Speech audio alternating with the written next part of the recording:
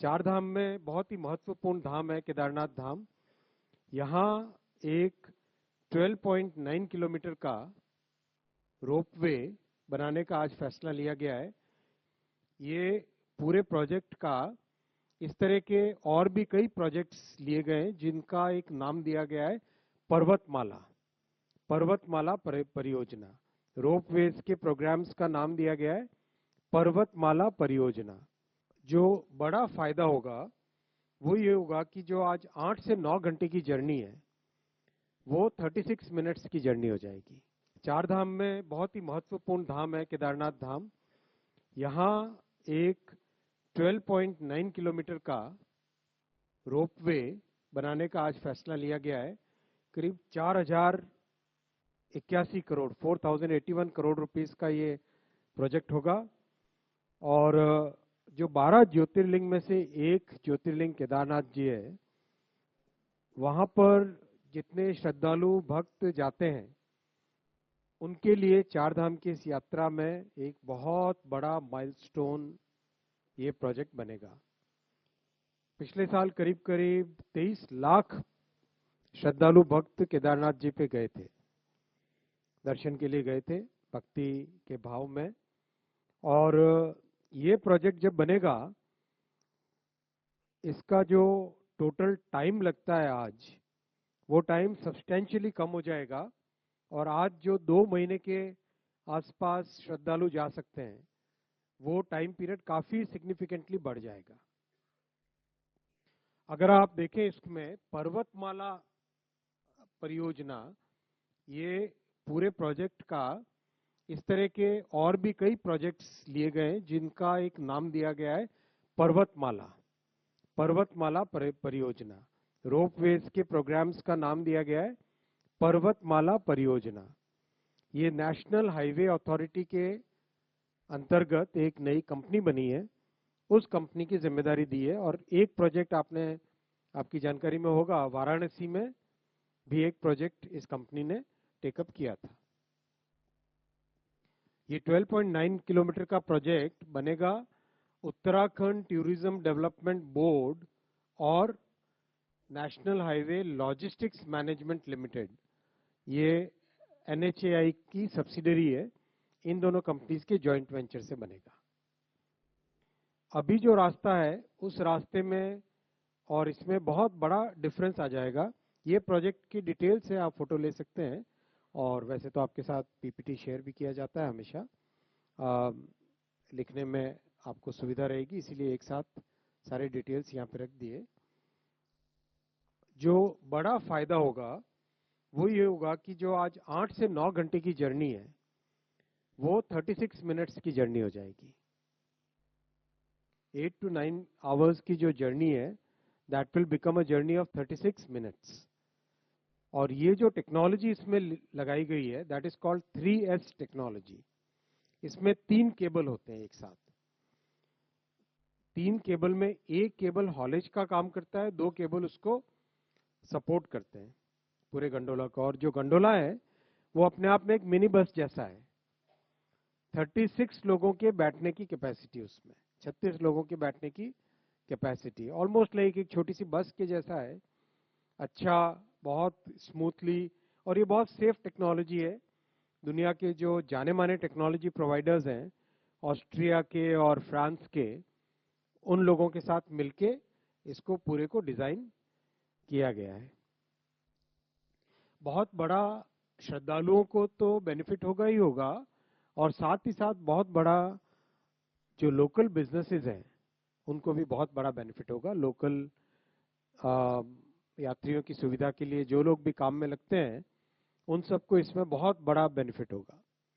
और जो आज 2 महीने की यात्रा है वो आराम से 6 महीने तक ये यात्रा करने का सौभाग्य सबको मिलेगा। ये अपने आप में एक बहुत बड़ी बात है। और जो दिव्यांगजन हैं और जो हमारे बुजुर्ग साथी हैं उन सब के लिए भी एक बहुत बड़ी मेजर ये एक बेनिफिट इससे निकलेगा। मैं आपके सामने एक लास्ट पॉइंट, एक बहुत अच्छा पॉइंट आपके सामने रखना चाहूंगा कि कैसे एक प्रोग्रेसिव गवर्नमेंट अच्छा काम करे तो एक प्रॉपर लीगल फ्रेमवर्क बने।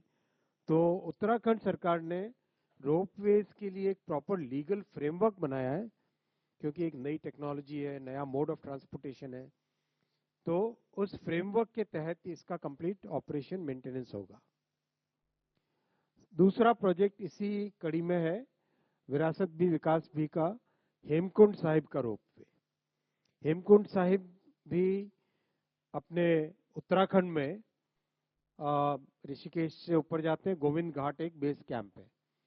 गोविंद घाट से एक रास्ता बद्रीनाथ जी की तरफ है और एक रास्ता घांगरिया होते हुए वैली ऑफ फ्लावर्स और हेमकुंड साहिब के लिए जाता है। ये पूरा उसका स्केच एक आपके लिए एक सरल तरीके से बनाया गया है, जिससे कि आसानी से लोकेशन ढंग से समझ में आ सके। काफी सारा हिस्सा ट्रैकिंग का होता है। जब गोविंद घाट का बेस कैंप है, वहां से घांगरिया जाना और घांगरिया से आगे हेमकुंड साहिब जाना या फिर वैली ऑफ फ्लावर्स जाना, दोनों को ट्रैकिंग से करना पड़ता है। और ये ट्रैकिंग का जो टाइम है और एफर्ट है, वो अपने आप में बहुत एक सिग्निफिकेंट एफर्ट है। और हेमकुंड साहिब की जो बहुत बड़ी एक महत्वपूर्ण स्थान है हमारी संस्कृति में, वहां पे माना जाता है कि हमारे सिखों के 10वें गुरु गुरु गोविंद सिंह जी ने वहां पे तपस्या की थी, वहां पे साधना की थी, इसलिए इसका बहुत बड़ा महत्वपूर्ण स्थान है। और वैली ऑफ फ्लावर्स तो दुनिया भर में प्रसिद्ध है ही, आप सब जानते हैं वैली ऑफ फ्लावर्स कितनी प्रसिद्ध है दुनिया में।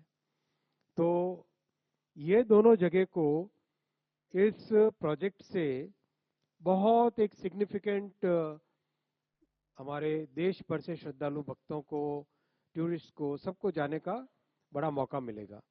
एक और प्रसिद्ध बात है कि हेमकुंड साहिब में भगवान राम के भाई लक्ष्मण जी ने भी साधना हेमकुंड साहिब में की थी, ऐसा भी सब जगह माना जाता है।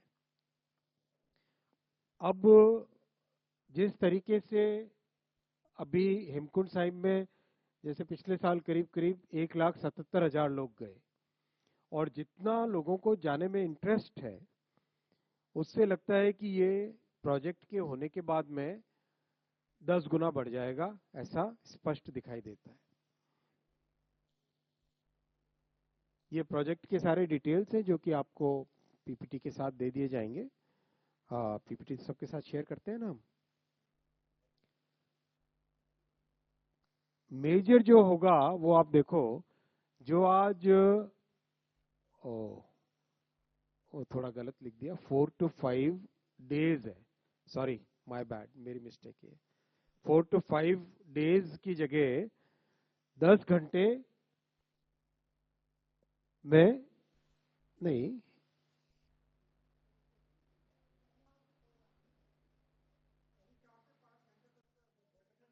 वो 10 घंटे हो जाएगा, राइट। आपको ज्यादा इजीली समझ में आया, ठीक है, गुड। तो 10 घंटे के आसपास का टोटल दर्शन इसमें होना संभव हो जाएगा, जो आज 4 से 5 घंटे ही हो पाता है।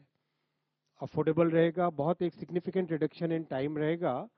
और जैसा केदारनाथ जी में लगता है कि बहुत लोगों को जाने में सुविधा होगी, यहाँ पर हेमकुंड साहिब में भी जाने को लोगों को बहुत सुविधा होगी। ये आपके लिए एक समरी बनाई है। अब तक प्रधानमंत्री श्री नरेंद्र मोदी जी की तीसरी टर्म में ट्रांसपोर्टेशन सेक्टर से रिलेटेड जो प्रोजेक्ट्स लिए गए, उन सब प्रोजेक्ट्स की एक समरी, करीब करीब 4 लाख करोड़ की टोटल इन्वेस्टमेंट्स अप्रूव हुई है जून के रिजल्ट के बाद में की कैबिनेट्स में। ये सारे तो अपना एक सिग्निफिकेंट देश भर में बेनिफिट होता है इससे।